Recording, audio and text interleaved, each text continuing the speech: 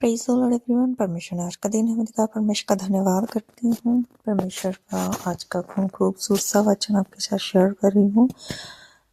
यूहन्ना 4:14। परंतु जो कोई उस जल में से पिएगा जो मैं उसे दूंगा, वह फिर अनंत काल तक प्यासा न होगा, वरन जो जल मैं उसे दूंगा वह उसमें एक सोता बन जाएगा जो अनंत जीवन के लिए मरता रहेगा। ये उदाहरण प्रभु यीशु मसीह ने तब दी थी जब वो सामरिया के एक नगर में गए थे। वहाँ पे चेले जो थे वो भोजन लेने के लिए नगर में चले गए थे और प्रभु यीशु मसीह कुएं पे बैठे थे।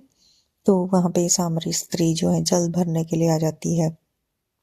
तो परमेश्वर उससे वो बातें करता है, अनंत जीवन की बातें करता है, क्योंकि प्रभु यीशु मसीह को प्यास लगी थी तो बोलते थे मुझे, हे स्त्री मुझे पानी पिला। तो उसने बोला था कि क्या तू यहूदी होकर सामरियों से पानी पीता है।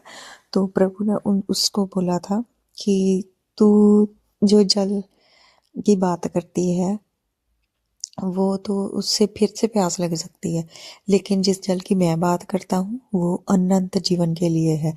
वो सदा काल तक रहने वाला जल है जिससे हमें कभी प्यास नहीं लगेगी। वो जल एक उमड़ता हुआ सोता है जो हमारे जीवन से बहता है और बहुत से जीवनों को बचाता है। तो प्रभु यीशु मसीह ने इस जल के बारे में उस सामरी स्त्री से बात की थी जो कि अनंत काल तक हमारे पास रहेगा, जिससे कि हमें फिर कभी प्यास ना लगेगी। और खुदावंत का जो वचन है वो ऐसे है कि उसको लेने से हमें ना भूख लगेगी ना प्यास लगेगी। तो प्रभु यीशु मसीह जी ने इस वचन के बारे में सामरी औरत को इस तरह से बताया था कि जो जल मैं तुम्हें पिलाऊंगा उससे तुम अनंत काल तक कभी प्यासी ना होगी। फिर भी सामरी स्त्री उससे बातें कर रही थी प्रभु यीशु मसीह जी से इस बारे में कि हंस पड़ी थी वो प्रभु यीशु मसीह के आगे कि वो ऐसे जल के बारे में बातें कर रहा है।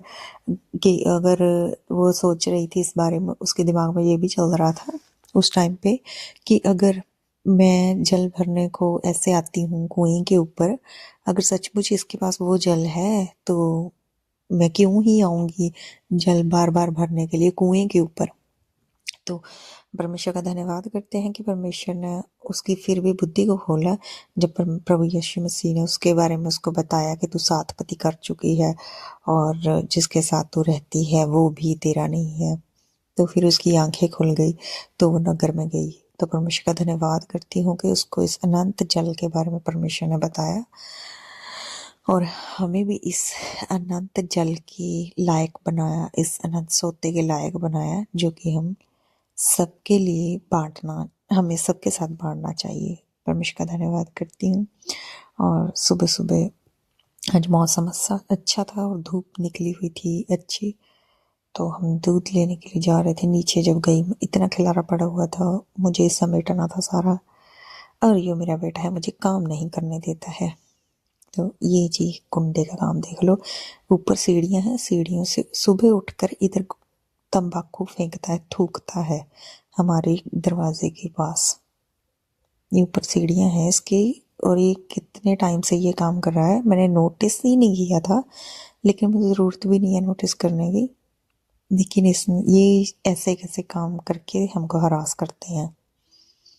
और ये वाइट कपड़ा डेली डालते हैं, मैंने वीडियो डालना छोड़ दिया। फिर हम दूध लेने के लिए गए, दूसरे रास्ते में, हवेली के रास्ते में उन्होंने गाय भैंसों का चारा रखा हुआ था ट्रॉली में। तो हम पिछली वाली हवेली से चले गए। तो मेरा बेटा जो है वापस आते हुए दूध लेकर कह रहा था कि हम इधर से जाएंगे, तो भाग के दुकान वाली साइड को चला गया। और वो आंटियाँ भी खड़ी थी रास्ते में, पूछ रही थी ये इधर भागा आ रहा है, सुबह सुबह दुकान पे जाने का चाह होता है इसको। ये इधर रास्ते में पानी खड़ा था, शायद गटर लीक कर रहा था तो वो ठीक कर रहे थे। ये आंटी छोटे से बच्चे को लेकर घुमाने आए थे सुबह सुबह। तो हम दूध लेकर उस दूसरी गली से आ गए, दूसरे रास्ते से आ गए, क्योंकि मेरा बेटा भाग गया था शॉप पे। दूध लेकर आए तो मुझे दिखाई पड़ रहा था कि इतना काम कैसे करना है। फिर 10-11 बजे ये कूड़े वाले आ गए। कुड़ी वाली आंटी शिकायत लेके आई थी मेरी बेटे की कि मेरी बेटी के आंख में उंगली लगा दी। मैं उसको पूछ रही थी कि इसने जानबूझकर किया। कह रही थी हाँ, इसने जानबूझकर आंख में उंगली लगा दी। मुझे उस पर गुस्सा आया कि बच्चे क्या ऐसे करते हैं जानबूझकर। तो दोपहर में हमने चाय बनाई थी। परमेश्वर का धन्यवाद करती हूँ कि परमेश्वर मुझे इतने काम करने की अकल और बुद्धि देता है। मैं सारा दिन अकेले काम करती हूँ, इतने घर की सफाई करनी पड़ती है, फिर बाद में 12-1 बजे काम ख़त्म होता है, तब खाना वगैरह खाकर ऊपर आ जाती हूँ और ऊपर भी सफाई करनी पड़ती है सारी। मेरी सास ने कुछ चेंजेस करवाए हैं ऊपर, जैसे मेरे गमले उठवा दिए उन्होंने, कहते कि साइड पे कर दो, थोड़ा धूप वाली साइड रहने दो, इधर हम पलंग वगैरह दोपहर में उसके ऊपर, इसलिए उन्होंने गमले उठवा दिए। और मेरे बाकी गमले भी मेरे हस्बैंड जो फ़ॉरेन से आएंगे उठवाने वाले हैं, क्योंकि उनको ये सब कूड़ा करकट लगेगा और मुझे गुस्सा आएगा।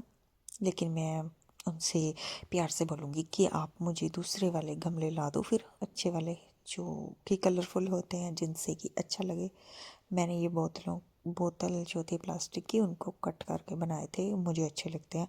और बरसात में इतने अच्छे इनमें फूल खिलते हैं, बहुत अच्छे। तो परमेश्वर का धन्यवाद करती हूँ। परमेश्वर ने मुझे पूरा दिन संभाल के रखा और मेरे बेटे को भी संभाल के रखा, मेरे हस्बैंड को संभाल के रखा, सबको जय मसीह।